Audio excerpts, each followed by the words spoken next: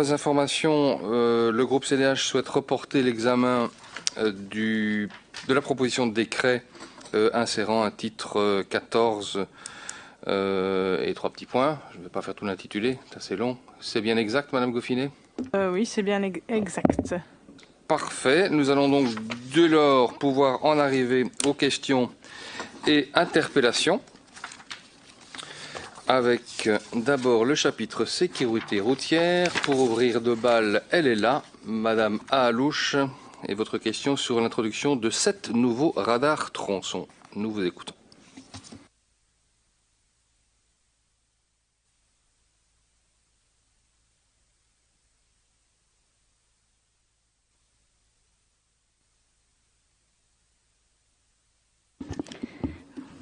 Voilà, bonjour à tous. Merci Monsieur le Président, Madame la Ministre.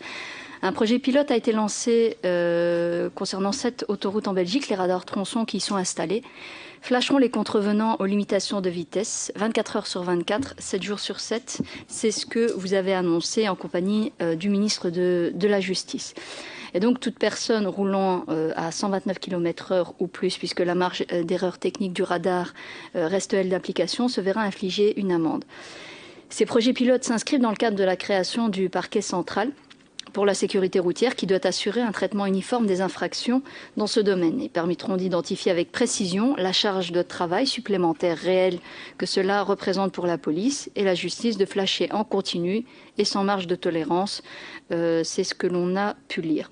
Et donc, Madame la Ministre, j'ai une série de questions à ce sujet. L'activation des radars tronçons va-t-elle se poursuivre? Combien de radars tronçons précisément sont concernés? Parce qu'on parlait de 7 autoroutes et par moment de 7 radars tronçons. Qui va suivre ces infractions? Du renfort est-il prévu pour renforcer la capacité de la plateforme de recouvrement numérique cross-border?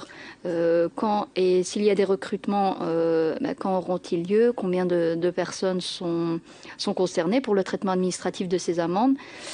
Et un parquet central pour la sécurité routière va être créé, c'est ce que j'ai dit dans mon exposé. Qu'est-ce que cela va impliquer pour le citoyen? Et quelles sont les améliorations prévues dans le traitement des excès de vitesse qui sont visés par ce projet?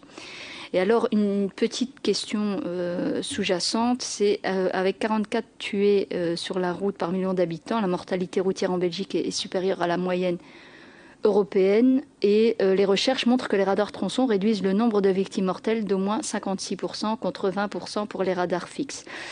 Or, quand on lit le rapport de VIAS, on se rend compte que la somnolence et l'inattention sont responsables de 30% de ces accidents et la mauvaise aptitude à conduire de 25%. Et donc, je voulais savoir dans quelle mesure, finalement, on espérait que les radars tronçons puissent avoir un effet là-dessus. Est-ce que vous prévoyez, par exemple, des campagnes de prévention sur le sujet? Merci. Merci Madame la députée. Madame la Ministre, pour votre réponse. Merci Monsieur le Président. Bonjour Madame la députée. Alors la vitesse inadaptée et excessive est l'une des principales causes des accidents entraînant blessés et décès, sans compter les conséquences dramatiques sur l'entourage des personnes impliquées. Le radar tronçon est un bon outil pour induire un changement de comportement. Les évaluations internationales et en Belgique sont très encourageantes en ce qui concerne l'impact des radars tronçons. Le conducteur contrôlé par un radar tronçon anticipe en diminuant sa vitesse et continue à maintenir cette modération par la suite, c'est-à-dire après le radar tronçon. Il est bon de rappeler que le premier radar tronçon en Belgique est wallon. Il s'agit donc du tunnel de Cointe. La Belgique dispose de plus de radars tronçons que la France et l'Allemagne réunies. Et si l'on tient compte des populations respectives, la Flandre et la Wallonie ont une densité de radars tronçons similaire et la plus élevée d'Europe. Le résultat des radars fixes classiques sont également intéressants. Il ne s'agit pas non plus de les dévaloriser. Vu ces effets positifs, nous poursuivons donc notre stratégie de déploiement de radars en concertation avec les services de police et de la justice. Alors, je voudrais quand même vous préciser que les radars tronçons que vous évoquiez et qui en fait ont été mises en évidence dans la presse de ces dernières semaines. Donc les 7 radars tronçons sur les autoroutes sont en fait installés par le niveau fédéral. Pour ce qui est de la région, nous comptons installer une centaine de radars supplémentaires en 2022. Donc il y a des poteaux fixes, des radars feux rouges et bien entendu des radars tronçons. Alors la priorité sera donnée aux radars tronçons si les sites s'y prêtent, puisqu'il y a quand même des configurations techniques dont il faut tenir compte. Alors, ce déploiement fait partie, bien sûr, de mes 10 mesures prioritaires pour la sécurité routière pour cette législature.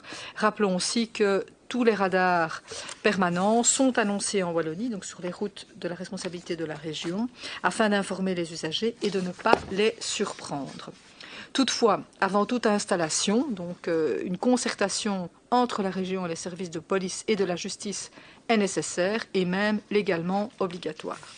En effet, les capacités de traitement des services de la justice sont limitées et ne permettent pas la mise en service de nombreux radars permanents supplémentaires. Différentes actions donc sont en cours pour augmenter la capacité de traitement de la justice, mais leur mise en place, évidemment, nécessite du temps.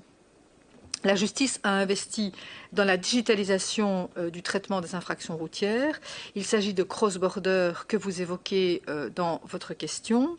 Comme je l'ai indiqué à plusieurs reprises dans cette commission, à mon initiative, j'ai eu l'occasion de rencontrer à plusieurs reprises le ministre de la Justice pour lui faire part tant de la situation en Wallonie en termes de capacité de traitement de la justice que de l'ambition du gouvernement en matière de lutte contre la vitesse inadaptée et excessive. Et des réunions mensuelles entre nos cabinets et ceux des autres régions ont été mises en place. La création d'un parquet national routier, ce qu'on appelle le PNR, qui est composé d'environ 45 personnes ainsi que des renforts dans les parquets locaux, ont été parmi les réponses apportées par le ministre de la Justice. Elles sont complétées par les évolutions dans les procédures de récupération des amendes, dont la mise en place des ordres de paiement. L'objectif est, vous l'aurez compris, d'arriver à gérer toutes les infractions et à terme d'en finir avec les quotas et les marges de tolérance. Encore trop souvent, la marge de tolérance est importante et où le radar est éteint, ce qui est évidemment inacceptable. Alors, une autre action a été lancée en cette fin octobre.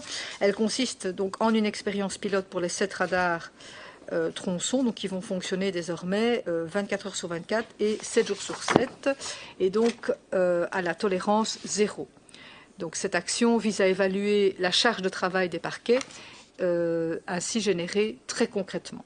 Bien sûr, l'espoir est d'étendre cette pratique à l'ensemble des radars permanents.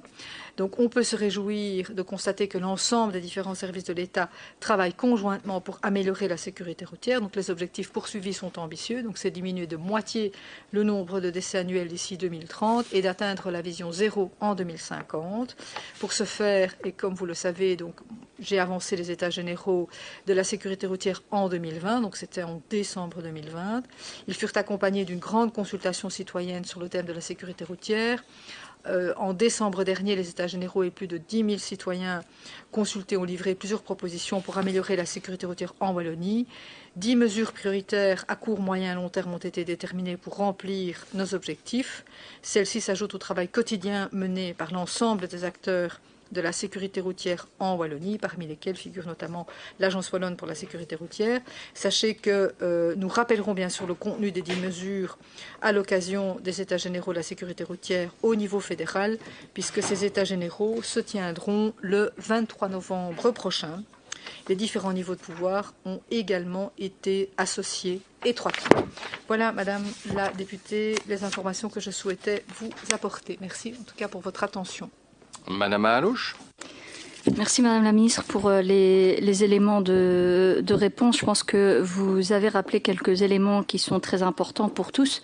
Tout d'abord, c'est que l'idée, c'est évidemment de ne pas surprendre les usagers, de pouvoir lutter contre le nombre de tués qui sont un véritable drame pour les proches qui ont à vivre cela. Et que finalement, l'objectif que vous nous donnez ici, c'est d'induire un changement de comportement. C'est d'induire quelque chose sur la durée qui soit à la fois le fait d'anticiper comment la présence de ce radar tronçon et puis de continuer à modérer sa vitesse. C'est vrai qu'il y avait beaucoup d'inquiétudes par rapport à la capacité de traitement du parquet. Et donc, une bonne loi, c'est une loi qui peut être appliquée et qui peut être suivie. Donc, je pense que dans ce domaine-là, on peut partir avec plein de théories, mais si dans la pratique, les choses ne sont pas suivies, ça ne fait que déforcer finalement des efforts considérables qui sont faits en matière de sécurité routière. Et alors, moi, on suivra avec attention ce qui sortira des États généraux au niveau fédéral. Merci.